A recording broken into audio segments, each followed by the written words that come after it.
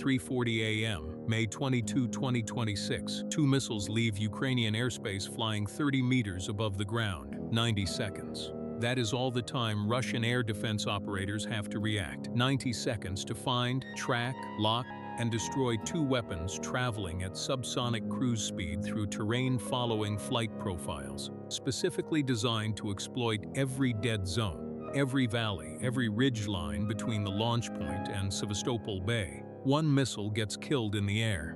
The Russian S-400 crew will be proud of that intercept for the rest of their lives.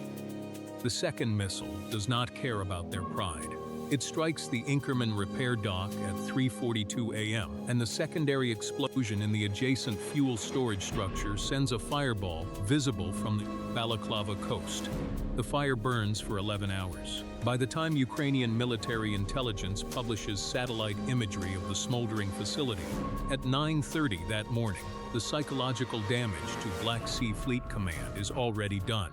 This is the story of how Ukraine turned a single anti-ship missile into a strategic psychological weapon. How Ukrainian engineers, targeting specialists, and planners built a strike campaign that made Russia's most heavily defended port city feel permanently, inescapably vulnerable. And why this second Neptune strike in 30 days was not an accident, not improvisation, but the execution of a doctrine that is quietly rewriting the rules of modern naval warfare. I'm your host at War Vector, where we analyze the battles that change wars. The Neptune missile was never supposed to do this. When Ukrainian engineers designed the R-360 Neptune in the years before the full-scale invasion, it was a coastal defense weapon. Anti-ship, relatively short range, the kind of system a smaller nation builds to make amphibious assault operations expensive for a larger adversary, a defensive weapon built for a defensive doctrine. Then came the adaptation, then came the targeting innovation, then came the realization, somewhere in the engineering halls of Ukrainian defense industry and the planning rooms of the main intelligence directorate, the GUR, that the Neptune could do something nobody had fully planned for. It could reach Sevastopol from the northwest approach corridor, flying below radar coverage, if you knew exactly where the gaps were. And by the spring of 2026, Ukrainian targeting cells had spent months learning precisely where those gaps were. What made this operation possible was not just engineering, it was intelligence, it was patience. It was the kind of meticulous targeting work that doesn't make headlines until the missile hits. The GUR had built what military planners call a targeting package on the Inkerman facility, a comprehensive intelligence profile covering radar arcs, patrol schedules, maintenance windows, weather patterns, and secondary explosion risks, given the fuel and ammunition storage configurations inside the compound. That package took weeks to build. The strike itself took minutes to execute. Before we get into what happened inside those 90 seconds over Sevastopol Bay, we need to understand why the Russians considered this facility effectively immune to Ukrainian attack. Because that assumption, that comfortable, catastrophic assumption, is where the story actually begins. Inkerman sits on the northern edge of Sevastopol Bay. It is not the primary Black Sea Fleet headquarters. It is not the most famous installation in the area. That is precisely why Russian planners thought it was safe. The high-profile facilities got the premium air defense coverage, the S-400 batteries, the Panzer S-1 systems, the layered radar networks, those concentrated around the main fleet anchorage, the command infrastructure, the political symbols of Russian naval power in Crimea. Inkerman was a logistics and maintenance facility, a secondary compound. It handled repair work for smaller vessels, stored fuel and spare parts, processed maintenance cycles for fleet support ships. Important work, unglamorous work, the kind of compound that stays off the priority list for premium air defense positioning because the generals assume the enemy will go after the prestige targets. Ukraine had noticed this calculus. Ukrainian intelligence had been watching the air defense geometry around Sevastopol for months, mapping radar coverage, identifying the arcs and dead zones, correlating terrain features with radar physics. What they found was that the northwestern approach corridor, coming in from the direction that S-400 operators would least expect an inbound track, offered a window, not a wide window. Not a comfortable window, but a window. Which weapon was more decisive in Ukraine's 2026 Crimean strike campaign? Neptune missiles adapting to land attack roles, classic HIMARS precision strikes, or naval drone attrition operations? Comment below with your analysis. The Neptune R-360 had been modified. Ukrainian engineers, drawing on lessons from 2 years of intensive combat experience, had developed a land attack variant using terrain-following flight profiles derived from digital elevation mapping. The missile could navigate at 30 meters altitude using the terrain itself as a shield against radar detection. At that altitude, flying through valleys and following ridge contours, the missile's radar cross-section stayed hidden below radar line of sight for most of its flight path. The warhead had also been optimized. For the Inkerman strike, Ukrainian planners selected a variant with enhanced penetration characteristics designed to maximize secondary explosion probability in a facility with fuel storage structures. This was not guesswork. The targeting package had identified the fuel storage building as adjacent to the main repair dock, and the strike geometry was calculated to maximize the probability that a hit on the dock would trigger secondary detonation in the fuel storage area.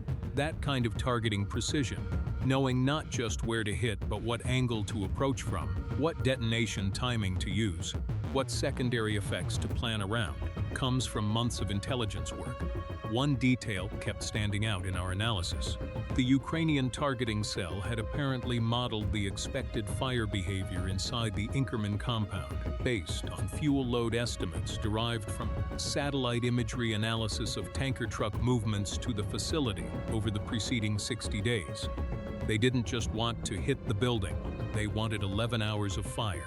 Now let's walk through the operation itself, because the tactical execution of this strike is a masterclass in how a creative military can overcome layered air defense through trajectory, engineering, and timing precision. The strike package launched at 3:40 a.m. on May 22nd, 2026. 2 Neptune missiles, 2 separate launch platforms, positioned to allow slightly offset flight path geometries, not wildly different approach vectors, but enough variation that Russian radar operators detecting both tracks simultaneously would face a tracking and intercept sequencing problem rather than a simple single-target engagement. The northwestern approach corridor was chosen for 3 compounding reasons. First, the terrain between the launch area and Sevastopol Bay offered the best natural radar masking through a combination of ridgelines and river valley contours that let the missiles fly below S-400 detection altitude for most of the transit. Second, the northwestern arc was the direction from which Russian air defense operators had historically received the fewest inbound threat tracks. It pointed toward the area of Crimea that Russian planners considered most secure, making it a psychologically unexpected direction. Third, and most critically, the primary Sevastopol S-400 radar array had its highest sensitivity sectors, covering the eastern and northeastern approach corridors, the directions from which Storm Shadow cruise missiles and HIMARS extended range rockets had historically been more likely to arrive. The missiles flew their terrain-following profiles for most of the transit at 30 meters altitude. At that height, they were below the noise floor of radar systems designed to track threats at operational altitudes. The radar cross-section of the Neptune in terrain-following mode, according to Ukrainian defense industry sources cited in open-source defense journalism, is small enough that detection at low altitude requires specialized low-probability of intercept radar configurations that the Sevastopol air defense network had not fully implemented for the northwestern quadrant. Then the missiles climbed slightly as they approached the bay. At some point in the terminal phase, the specific geometry remains classified, but physics and radar coverage analysis suggests approximately 15 to 20 kilometers from the target. The missiles became detectable to Russian radar systems. That is when the clock started. Russian S-400 operators had less than 90 seconds from detection to required intercept. 90 seconds sounds like a long time until you understand what happens inside a Russian S-400 battery during those 90 seconds. The operators have to confirm the track is real and not a radar ghost. They have to classify the track as hostile. They have to determine which battery in the integrated defense network has the best intercept geometry. They have to authorize engagement. They have to achieve radar lock with the fire control radar. And they have to launch an interceptor missile that then has to fly to intercept before the inbound weapon reaches the target. 90 seconds to do all of that, against a target flying at low altitude with a small radar cross-section that only appeared in the terminal phase. Stay with me, because what happens in the next 3 minutes determines whether the Inkerman facility burns for 11 hours or survives untouched. And the answer comes down to a single fire control radar lock that Russian operators nearly achieved. The Russian S-400 battery that engaged the Inkerman-bound missiles was part of the integrated air defense network covering the northern Sevastopol approaches. When the inbound tracks appeared on their scopes at approximately 3:41 a.m., the operators had to make rapid decisions under the exact kind of time pressure that Ukraine's strike timing had been specifically designed to exploit. Here is what Ukrainian planners understood about Russian air defense psychology. The S-400 crew's primary training and doctrine is optimized for threats they expect. The system is extraordinarily capable, one of the most capable air defense platforms in the world, but its effectiveness is heavily dependent on engagement time and fire control radar quality. When an inbound track appears with less than 90 seconds to impact, even a highly trained S-400 crew is working against physics as much as against the weapon. The crew engaged one missile. They achieved intercept. That is a legitimate, skilled air defense success, and we should acknowledge it as such. Under the time constraints they faced, tracking and destroying one inbound Neptune in the terminal phase was a significant achievement. The second missile had a slightly different approach geometry. The offset in launch timing and trajectory that Ukrainian planners had built into the strike package meant that the two missiles arrived in the engagement envelope not simultaneously but in close succession, close enough that the battery was managing the engagement sequencing problem at exactly the moment when the second missile was in the most demanding phase of its terminal approach. The second missile was not intercepted. It hit the main repair dock at the Inkerman facility at 3:42 a.m., and within seconds, the secondary explosion in the adjacent fuel storage structure transformed a precision strike on a maintenance building into an 11-hour fire visible from space. How many vessels did the Inkerman facility have undergoing maintenance at the time of the strike? We'll give you the numbers our analysis points to at the end. Keep that question in your head. Now, let's talk about what the fire actually destroyed. Understanding the physical damage matters, but what it cost the Black Sea Fleet in operational capability is the real story. The Inkerman compound was not a glamorous target. It was a functional one. Its primary value to the Black Sea Fleet was maintenance and repair capacity for the support vessel fleet, the unglamorous ships that keep a naval force operational, fuel barges, replenishment vessels, auxiliary support craft, the vessels that don't fight but without which the vessels that do fight cannot operate sustainably. Ukrainian satellite imagery, published by military intelligence at 9:30 a.m. on May 22, approximately 6 hours after the strike, showed the main repair dock structure destroyed, the fuel storage facility burned out, and significant secondary damage to adjacent maintenance infrastructure from the fire's intensity and the secondary explosion over pressure. Open-source damage assessment from defense analysts reviewing the published imagery estimated that the facility would require a minimum of 4 to 6 months to return to meaningful operational capability, assuming Russian engineers prioritized reconstruction.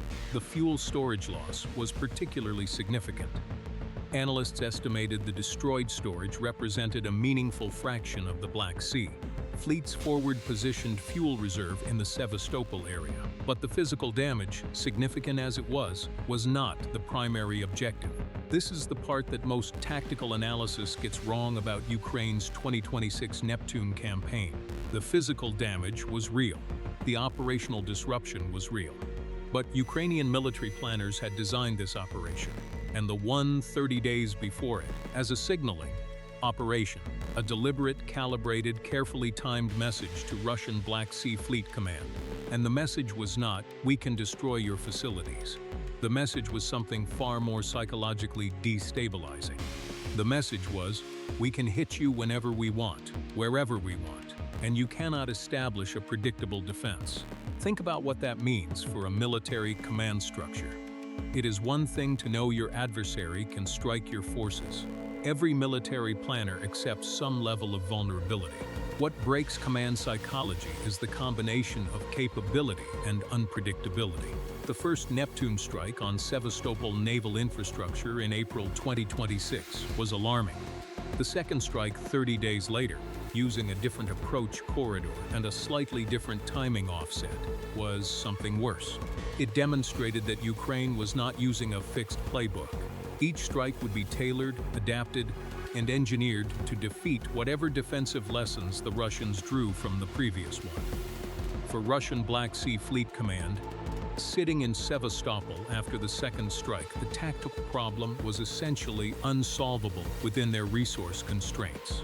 Defending the entire Sevastopol area against terrain following Neptune missiles approaching from all possible corridors would require radar coverage and interceptor availability that exceeded what Russia could realistically position in Crimea, given competing air defense demands across the entire theater. They could increase coverage, they could not achieve certainty, and without certainty, every installation in the Sevastopol complex, not just the high-profile facilities, but the secondary compounds, the maintenance facilities, the logistics infrastructure, had to be treated as potentially targetable. The psychological load on Russian commanders, forced to spread defensive attention across every possible vulnerability instead of concentrating on obvious high-value targets, was exactly the effect Ukraine was engineering. Subscribe to War Vector if you want to understand how modern warfare actually works, because this is the kind of strategic thinking behind seemingly tactical events that determines who wins. Here is the take that will probably generate some pushback. Russia's air defense failure at Inkerman was not primarily a technical failure. Doctrinal failure rooted in institutional arrogance.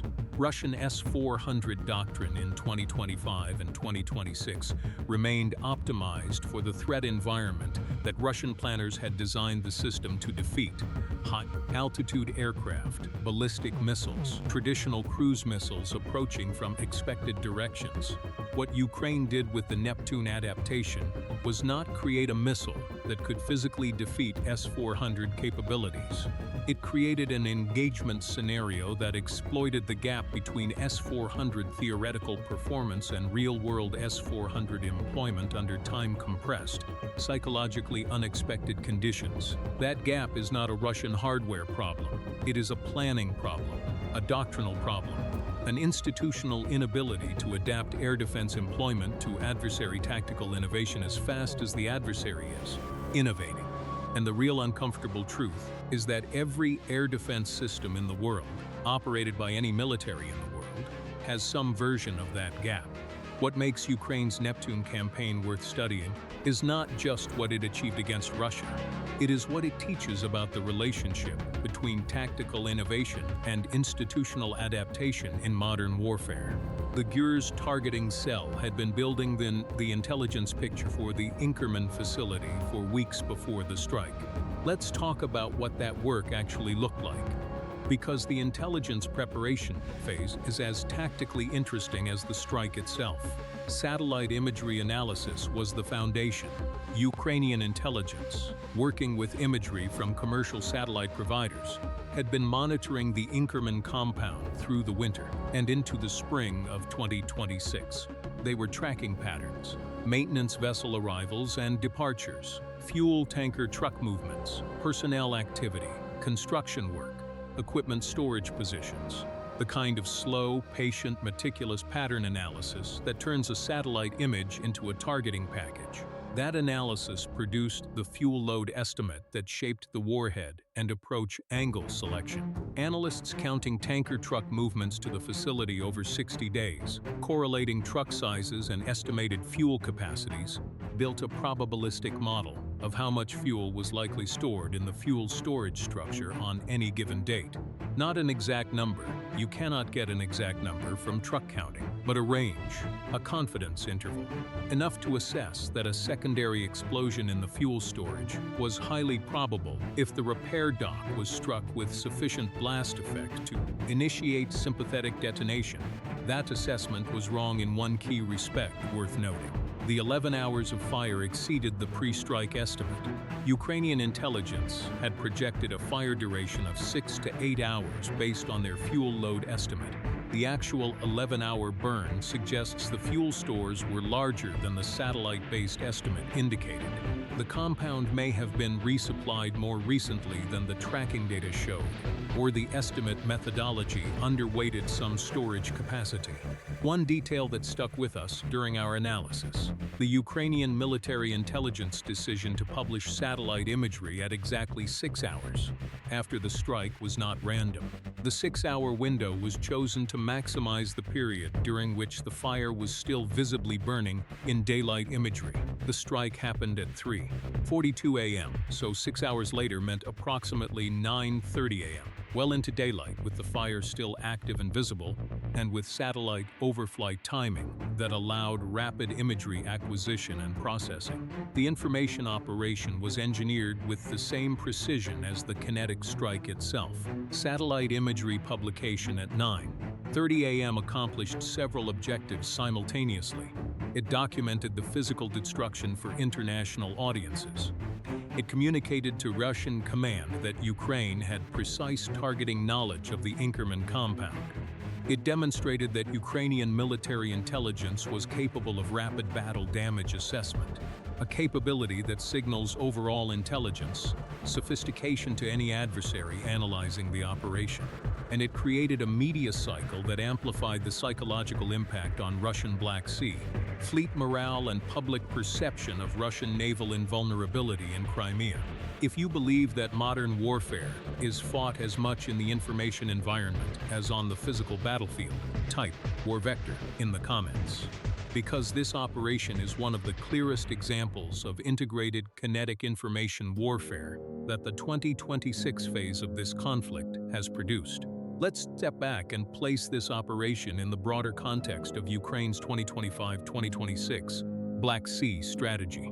Because Inkerman on May 22nd was not a standalone event. It was one data point in a deliberate campaign trajectory that had been evolving since the naval drone operations of 2024. By October 2025, Ukraine had established what Western defense analysts were describing as effective sea denial over significant portions of the Western Black Sea without possessing a conventional surface naval force. The combination of naval drone operations, adapted cruise missile strikes, and persistent intelligence pressure had forced the Russian Black Sea Fleet into a defensive operational posture that limited its ability to project power toward Ukraine's coastline. But sea denial is not sea control, and the Russian Black Sea Fleet, even in its degraded state, retained the capacity to threaten Ukrainian coastal areas from survivable ranges if it could maintain its Crimean basing. Infrastructure. The infrastructure was the target. Ukraine's strategic logic was consistent through the November 2025 through May 2026 period.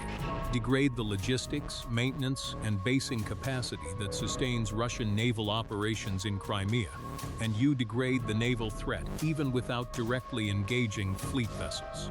Don't need to sink the ship if you can destroy the dock that repairs it, the fuel that powers it, and the command confidence that commits it to operations. The first Neptune strike on Sevastopol naval infrastructure in April 2026, targeting a different facility than Inkerman, had established the proof of concept. The terrain following approach problem worked. The air defense defeat worked. The secondary damage assessment showed meaningful results.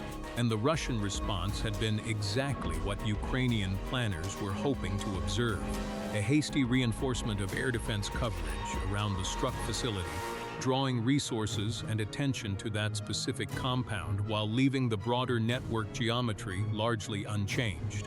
Ukraine noticed that adjustment. Ukraine planned around it. The second strike 30 days later used a different approach corridor specifically because Ukrainian intelligence had observed the Russian air defense reinforcement pattern after the first strike. Where Russian planners concentrated their improved coverage, Ukraine avoided. The gap that Ukraine exploited in May 2026 was at least partly a gap that Russia had inadvertently created through its own defensive adjustment. This adaptive cycle, Ukraine strikes, Russia adjusts, Ukraine studies the adjustment, Ukraine strikes again around the adjustment, is the operational signature of an intelligence-driven campaign. It requires not just capability but analytical patience. The 30-day gap between the April and May strikes was not a limitation, it was deliberate. It was the time needed to observe Russian defensive adjustments and plan the follow-on strike to exploit them.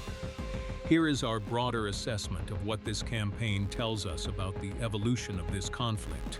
The most significant military innovation happening in Ukraine right now is not any single weapon system.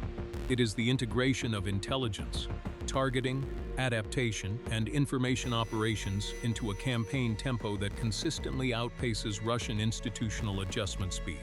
Ukraine is not winning individual engagements because its weapons are necessarily superior to Russian systems. Ukraine is winning because it is learning faster than Russia can adapt. And in modern warfare, learning speed is the decisive variable. But here is the layer of this story that initial reporting missed entirely. And it changes what this strike means for the next 6 months of the war. The Russian response to the Inkerman strike was not just defensive reinforcement. In the week following May 22nd, intercepts and open-source indicators suggested that the Black Sea Fleet Command had initiated an internal review of facility vulnerability, assessments across the entire Crimean naval infrastructure. That review consumed significant command bandwidth. Senior naval officers, who should have been focused on operational planning, were instead focused on defensive assessment. The administrative and psychological burden of comprehensive vulnerability review, triggered by the second Neptune strike, was itself an operational effect that Ukraine had not explicitly planned for, but had perhaps hoped would occur. The cascading effect of 2 strikes in 30 days was not simply 2 discrete physical damage events. It was a forcing function that shifted Russian Naval Command's cognitive focus from offensive operational planning to defensive vulnerability management. For weeks after May 22nd, the Black Sea Fleet was operationally distracted at the command level in ways that suppressed its capacity to respond effectively to other Ukrainian maritime pressure. That cognitive suppression is an underappreciated category of modern warfare effects. Physical damage assessments count destroyed vehicles and burned buildings. They do not easily quantify the hours of senior military leadership attention consumed by comprehensive vulnerability reviews. The meetings that did not happen because commanders were focused on defense assessment, the operational opportunities that were not pursued because the institution was turned inward. Ukraine's Neptune campaign generated both kinds of effects simultaneously. Would you have prioritized the Inkerman compound over higher-profile Sevastopol targets on that strike list? Or was this exactly the right call to maximize strategic disruption? Comment your tactical assessment. Now let's talk about the weapon itself in more technical detail. Because the Neptune R-360's evolution from anti-ship system to land attack precision weapon is one of the most consequential Ukrainian defense industry achievements of this war. The original R-360 Neptune was designed in the late 2010s at the Luch Design Bureau in Kyiv. The system drew on the conceptual lineage of Soviet-era anti-ship missiles, but incorporated modern guidance systems and a Ukrainian-designed turbojet engine. The baseline anti-ship variant had a range of approximately 280 to 300 kilometers, carried a 150-kilogram warhead, and used active radar homing for terminal guidance against naval targets. What Ukrainian engineers had to solve for the land attack adaptation was a fundamentally different guidance problem. Anti-ship guidance assumes a large, mobile, radar-reflective target in open water. Active radar homing works because the target is distinct from the background. Land attack guidance against a fixed facility requires a different terminal guidance approach because a building in an urban harbor environment has radar background clutter that makes active radar homing problematic. Ukrainian engineers solved this through a combination of GPS-aided inertial navigation for the majority of the flight path and an electro-optical terminal guidance system for the final approach phase. The electro-optical seeker lets the missile identify and precisely track a visual target signature in the terminal phase, achieving the kind of precision against fixed land targets that pure GPS inertial guidance cannot guarantee in potential GPS jamming environments. The terrain-following capability was added through integration of a digital elevation model database into the flight path planning software. The missile's autopilot can be programmed with a three-dimensional terrain-following profile before launch, allowing the weapon to fly complex lateral and vertical path geometries that exploit specific terrain features for radar masking.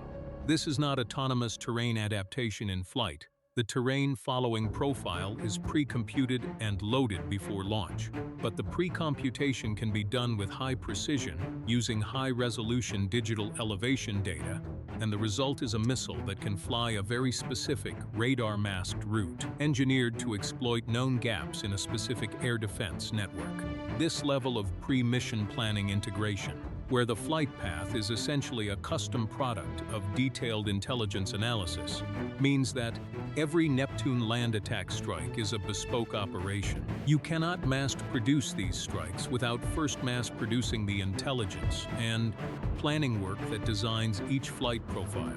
That is a resource and time constraint, but it is also a quality guarantee. Every Neptune land attack strike that launches is the product of significant high-quality preparation.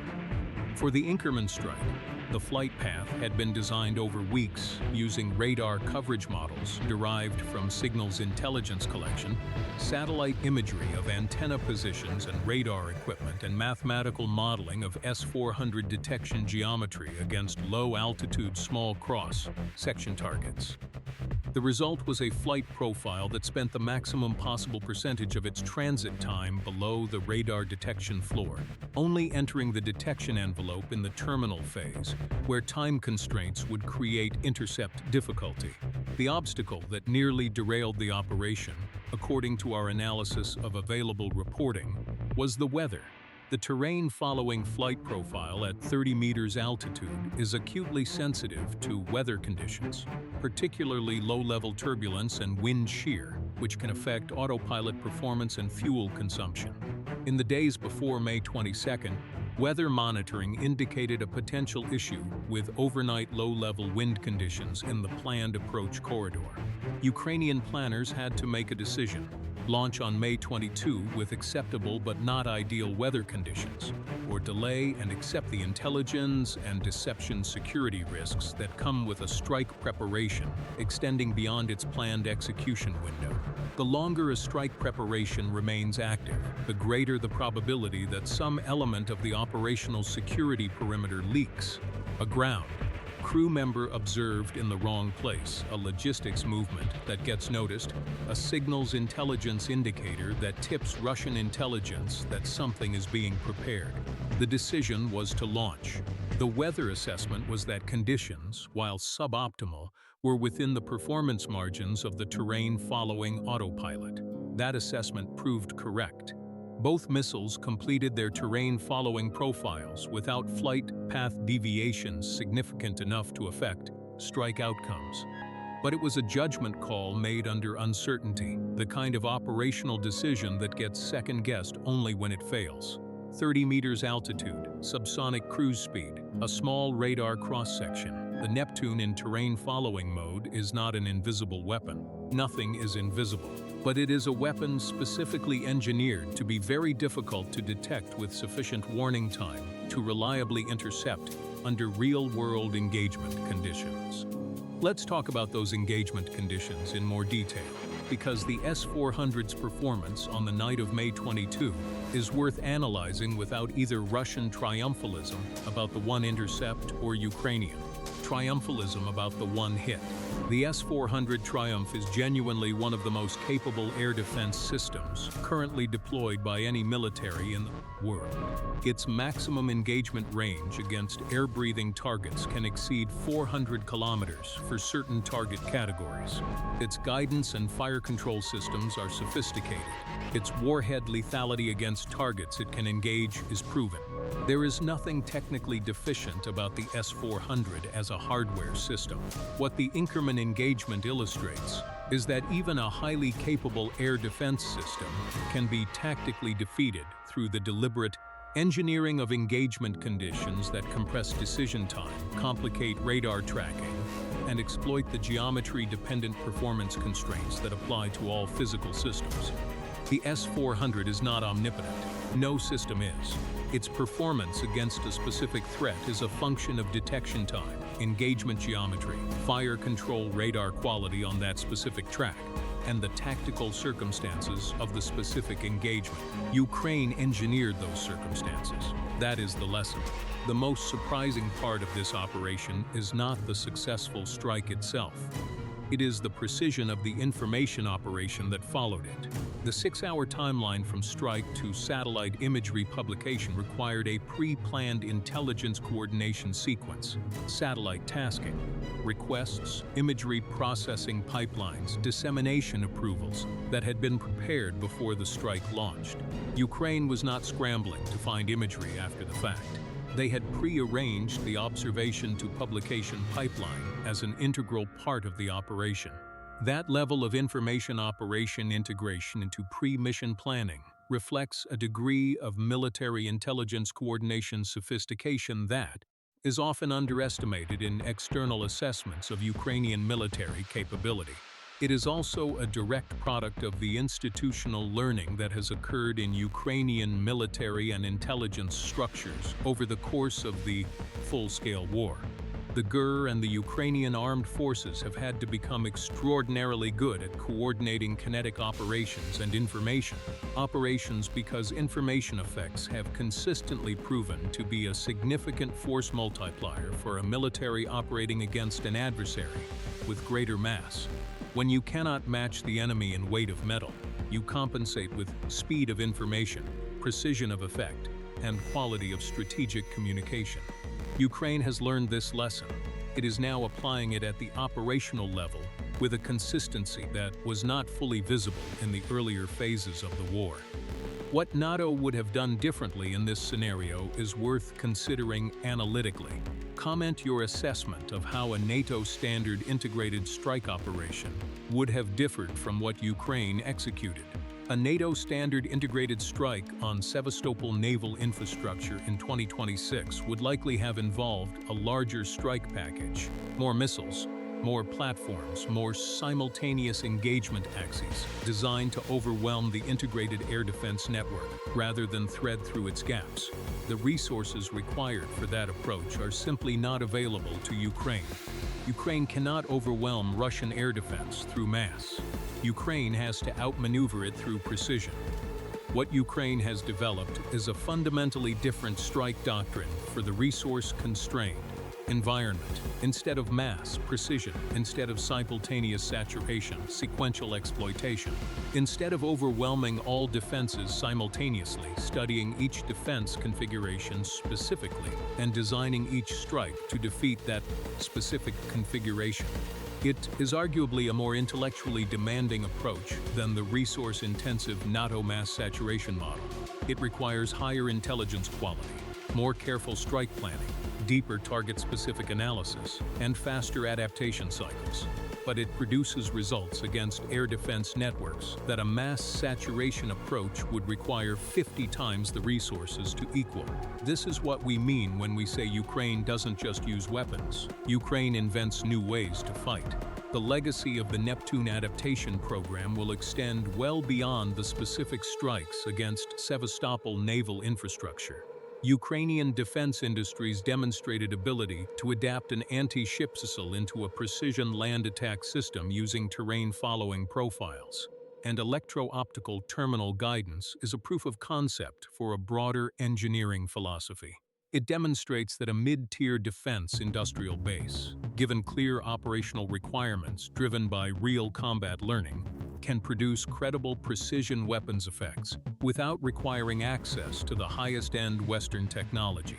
That demonstration has implications for how Western defense partners assess Ukrainian defense industry capability going forward, and for how future arms cooperation and technology transfer discussions will likely be framed. Ukraine has, through operational necessity and engineering creativity, established itself as a serious indigenous defense technology developer rather than simply a consumer of Western-supplied systems. The Neptune land attack adaptation is the clearest evidence of that shift. The broader campaign context matters here as well. The Inkerman strike did not occur in isolation.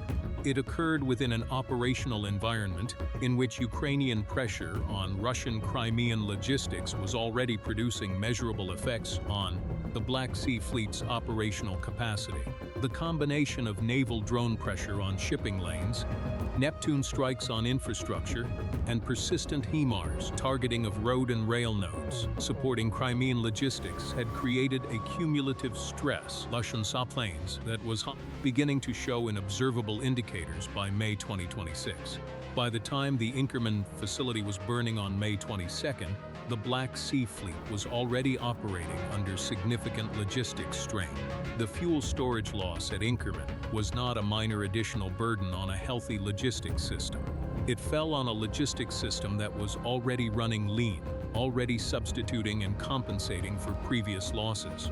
The cumulative effect of multiple simultaneous pressures is an order of magnitude greater than the sum of individual strikes. This is the compounding logic behind Ukraine's multi-line pressure strategy in Crimea, and it is why any single strike analysis, including this one, understates the strategic significance of each operation when assessed in isolation.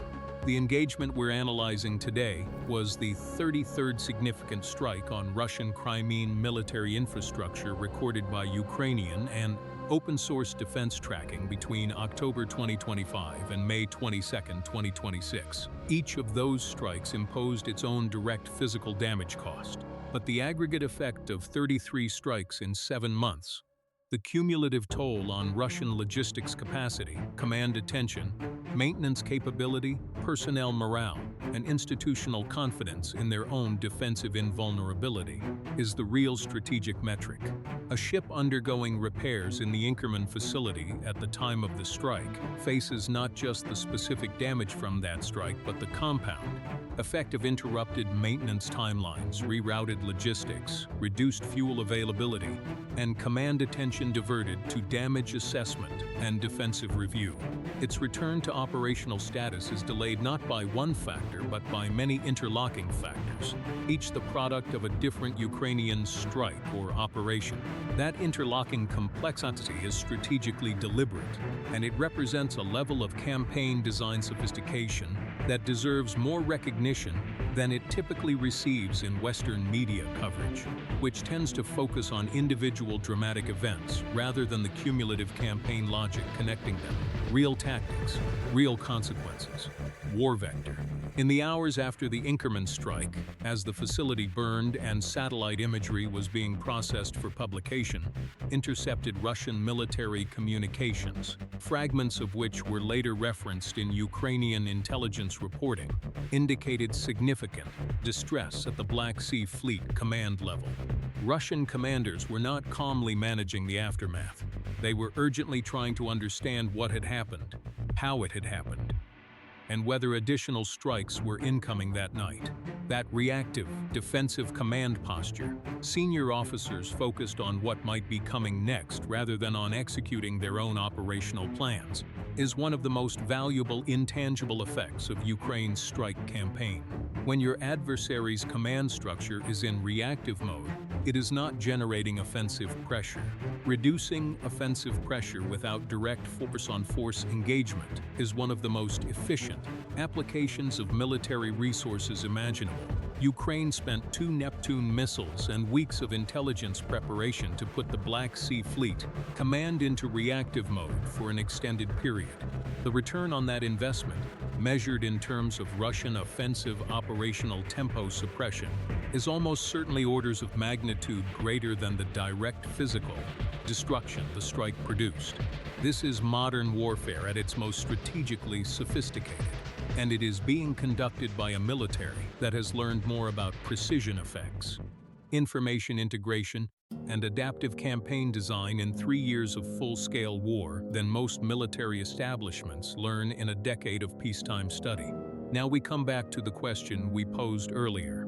How many vessels did the Inkerman facility have undergoing maintenance at the time of the strike?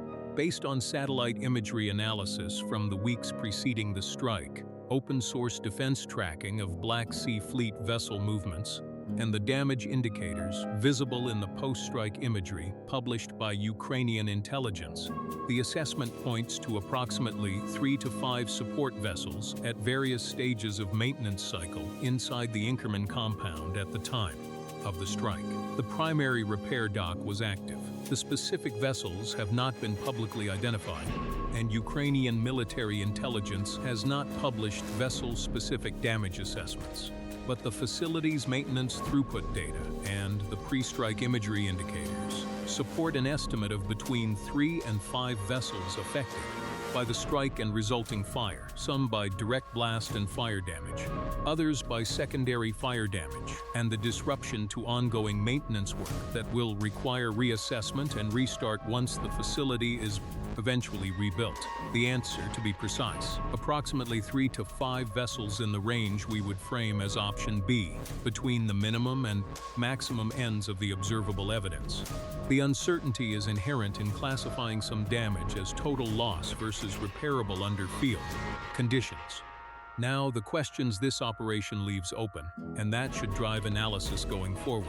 Was Ukraine's decision to use only 2 missiles on the Inkerman strike the right call? There is a credible argument that a larger strike package would have increased the probability of a second hit and reduced reliance on the single missile that ultimately struck the facility. There is an equally credible counter-argument that a larger package would have increased the probability of Russian detection during the preparation phase, compromised operational security, and potentially allowed Russian air defense to have more engagement time and more interceptors available. 2 missiles in a carefully engineered approach was a deliberate choice to balance strike probability against preparation security. Whether that was the optimal balance is genuinely debatable. Could Russian planners have prevented this with the resources available to them in Crimea in May 2026? The honest assessment is, probably not with certainty, but they could have made it harder. The northwestern approach corridor vulnerability was a product of air defense positioning decisions made earlier in the campaign. Repositioning coverage to close that gap would have required drawing resources from other sectors, which would have opened different gaps. Ukraine would have observed the repositioning and planned accordingly. The fundamental problem is that Crimea's geography and the resource constraints of Russian air defense deployment cannot support simultaneous full coverage of all possible approach corridors against terrain following. Low-altitude threats, some gap always exists, Ukraine found this one. What would you have done differently if you were the Ukrainian targeting officer designing the May 22 strike package? Is there a different warhead selection, a different approach geometry, a different timing offset between the two missiles that you would have chosen? Drop your analysis in the comments. The tactical community at War Vector has consistently produced some of the sharpest engagement level analysis on the platform, and a strike with this much publicly available information is exactly the kind of case study where detailed tactical discussion is most valuable. The Black Sea is quiet this morning, or at least it appears quiet. The Inkerman facility is a burned-out shell of its former operational state, 4 to 6 months away from any meaningful reconstruction. The S-400 crew that achieved one intercept on May 22 is writing their after-action reports. The Ukrainian GER targeting cell that spent weeks building the targeting package is already watching the next facility, already building the next package, already planning the approach corridor for the next strike. Subscribe to War Vector, because we break down the battles that textbooks will study for decades. The waters of Sevastopol Bay reflect a different light now than they did on May 21. The smoke is gone, the fire is out, but the burned dock remains. The collapsed fuel storage structure remains. The gap in Black Sea Fleet maintenance capacity remains. And in the Russian air defense network around Sevastopol, the knowledge that every northwestern approach calculation they have made might be wrong by enough to matter, that knowledge remains too. Silent reminders that modern warfare punishes institutional arrogance, doctrinal rigidity, and misplaced confidence in defensive invulnerability, without mercy, without exception. Stay vigilant.